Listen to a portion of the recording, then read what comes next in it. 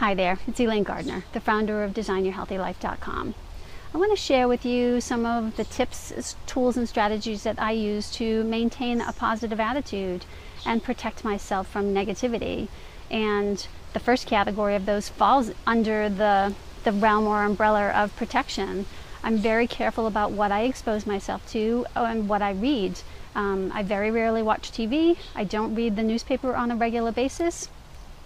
And I'm very careful about who I spend my time with. Those are all protective mechanisms that I use that protect me from negativity because I am so sensitive, and it's easy for me to get caught up in unhappy things that are going on around me. So I create a different reality for myself by unplugging and protecting myself from that.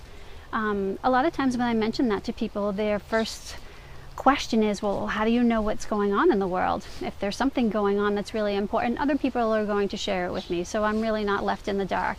And I do connect myself to the things that are important to me. I subscribe to many newsletters and things like that in the holistic realm, so I stay up to date on what's going on in the nutrition world and the non-toxic world and things like that, so I am connected to the things that matter to me. So I encourage you to consider what you're exposing yourself to on a day-to-day basis or a weekly basis that's not serving you well, and that you can shift from that.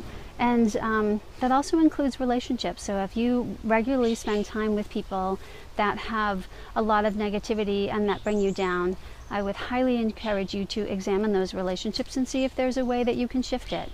Sometimes it's only shifting the way that you respond to people that are negative or that make you upset. Sometimes it's just trying to stay positive no matter what. So if you have a coworker that's particularly challenging, oftentimes they're feeding off of getting a rise out of you. And if they don't, their behavior might change dramatically. And because everybody's energy affects everybody else's energy, if you come in on a positive note, you may be able to actually shift and change a situation for the better instead of going into the downward spiral with the people that are the downers. So I would highly encourage you to see how you can protect yourself in your relationships, in your work environment, and what you expose yourself to on a day-to-day basis at home.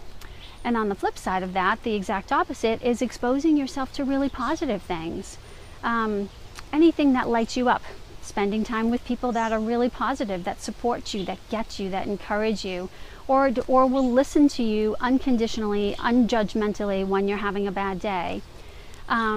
Reading, I spend a lot of time reading, and I read things that are, I have a tremendous thirst for knowledge, so I always want to be learning, and I'm always looking for ways to better my mindset and support myself more.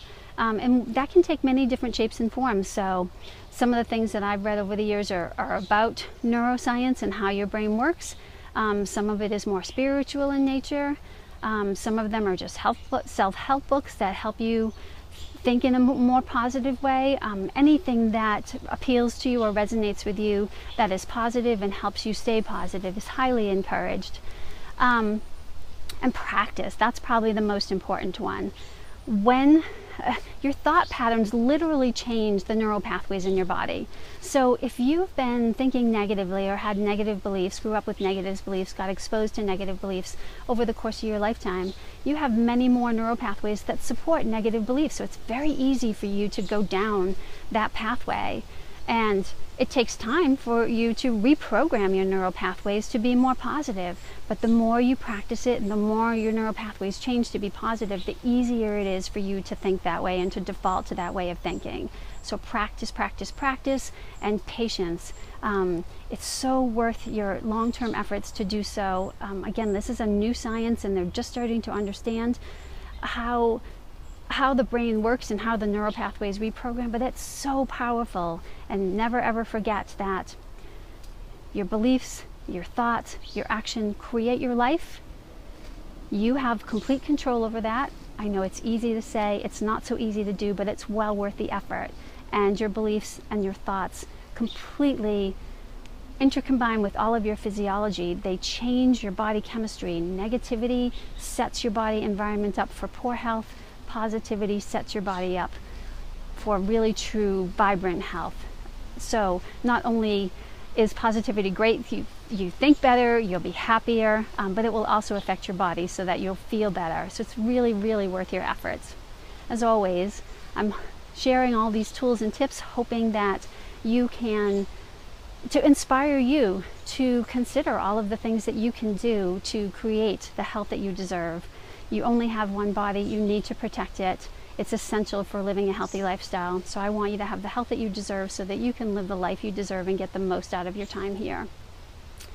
If you have any particular tools that I haven't mentioned that are really helpful for you, I would love to share them with the rest of the Design Your Healthy Life community. So please reach out, make comments, and let me know if you have a great resource to share. And if, as always, if you have any questions, any way that I can support you additionally, please let me know.